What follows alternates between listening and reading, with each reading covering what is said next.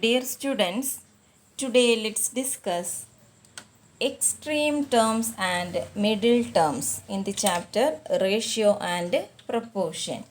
Extreme terms and middle terms. At the end of this module, you will be able to understand about extreme terms and middle terms. Let's discuss what are extreme terms and middle terms. Listen here.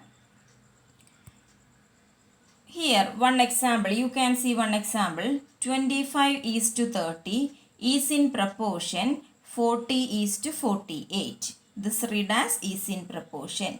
Here, 30 and 40 are called middle terms. Here you can see the four numbers are there. 30 and 40 are in the middle one. These 25 and 48 at the two ends. So these are called, very simple, we can identify the middle terms. It is in the center. That is 30 and 40 are called middle terms. And 25 and 48 are called extreme terms. These two are extreme. So these numbers are at the end. Extreme terms, very simple. So we can say that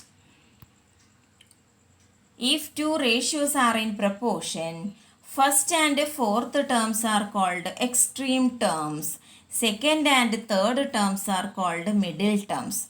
Second and third terms are middle terms, and first and fourth terms are called extreme terms. Question number 1, very simple question. 30 is to 40 is in proportion 45 is to 60. You remember that extreme terms and middle terms, if the two ratios are in proportion only. Here this is the question. Then which are middle terms? Yes, 40 and 50 are middle terms. And which are extreme terms? 30 and 60 are extreme terms. Okay, very simple questions.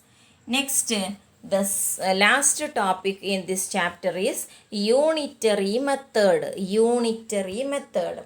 Unitary method means the method in which first we find the value of one unit and then the value of the required number of units is known as unitary method. The method in which first we find the value of one quantity, then value of required number.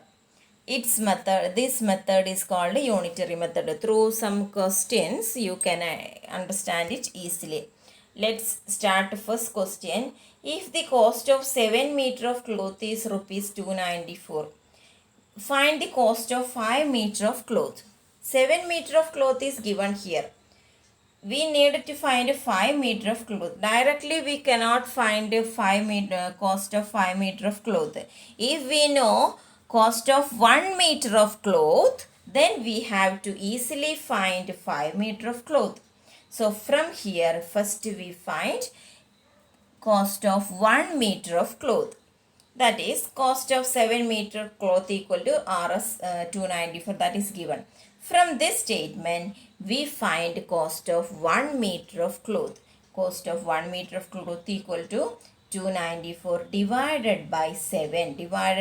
First you write the number after equal sign, then dividing by this number, that is 294 by 7. 294 by 7, by our normal division method we will get 42. This is cost of 1 meter of cloth. Now we can easily find cost of 5 meter of cloth. Cost of 5 meter of cloth equal to 5 into 42 equal to rupees 210. So this is the unitary method. First we find cost of 1 meter, that is 1 unit. First we find 1 unit, then find the required number of units, that is unitary method. Second question, Ekta earns rupees 1500 in 10 days. Ekta is a name of a lady. Ekta earns rupees 1500 in 10 days. How much will she earn in 30 days? So first we find she earns in 1 day. 1 day, that is unitary method. Here 10 days is given, 1500. We need to find the earnings of one day. Here you can see in 10 days Ekta earns equal to 1000 to 500. So in one day Ekta earns equal to, divide these two numbers, 1500 by 10. Very easily we can find 150. Then next we find 30 days.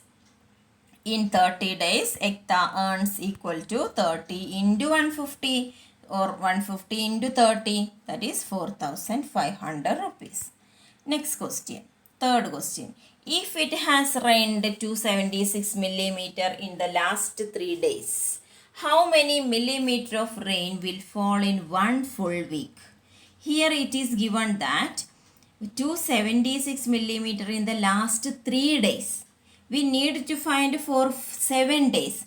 For this, first we find the rainfall in one day. Here it is given in the last 3 days rainfall equal to 276 millimeter. So first we find one day. In the one day rainfall equal to 276 divided by 3. First we write the number after equal sign, 276 by 3. By our normal division method we will get 92 millimeter. This is only for one day. We need to find 7 days. So multiply with 7. That is a simple way. Then next, so in 7 days rainfall equal to 7 into 92, or we can write 92 into 7. Answer is 644 millimeter. So dear students, first we find a unit of 1 unit. Fourth question. The weight of 72 books is books is 9 kilogram. What is the weight of 40 such books? 72 books is 9 kilogram. Then what is the weight of 40 such books? So first we find the weight of one book. Then we can easily find 40 books. Weight of 72 books equal to 9 kilogram. So weight of one book equal to, here the after equal sign 9 by 72. 9 by 72. When we simplify this, in 9 1 9, in 72 8 9. So 1 by 8. That is weight of one book equal to 1 by 8 kilogram. Then weight of 40 books. Weight of 40 books equal to 1 by 8 into 40. 1 by 8 into 40 is 1 into 40, 40. 40 by 8. 40 by 8 is 5 kilogram.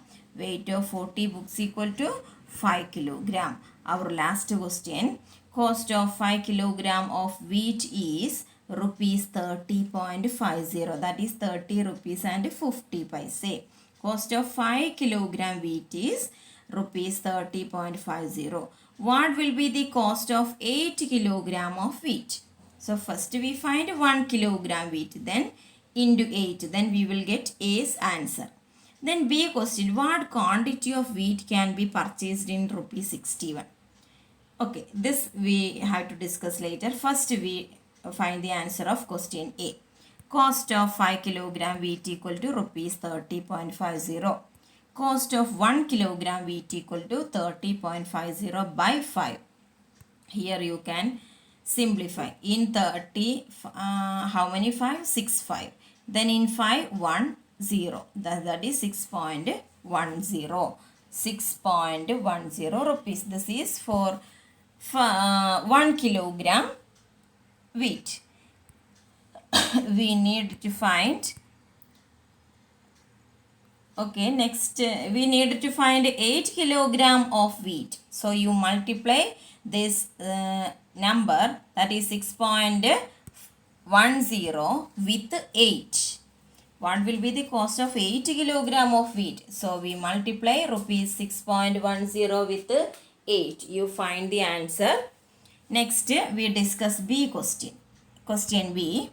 Here our question is, you can see the question, what quantity of wheat can be purchased in rupees 61? What quantity of wheat can be purchased in rupees 61? We know cost of 5 kilogram wheat equal to rupees 30.50. Here you can see 30.50 is cost of 5 kilogram wheat. Then We add this, the 30.50 and 30.50. Yes, we will get 61. So 30.50 is cost of 5 kilogram wheat. Another 30.50 is 5 kilogram wheat. So total how many kilogram? 10 kilogram. You can see here cost of 5 kilogram wheat equal to rupees 30.50. 5 kilogram plus 5 kilogram equal to 10 kilogram. 30.50 plus 30.50 equal to 61. 61. Our question is, what quantity of wheat can be purchased in 61 rupees? So 61 rupees, what quantity is purchased? 10 kilogram. So 10 kilogram wheat to be purchased in rupees 61. Dear children, you watch the video again and again. Then find the answer of A question here. B is finished. Then A question, you multiply the given answer 6.10 with 8. Okay, this chapter is over, our unitary method. Okay children, thank you.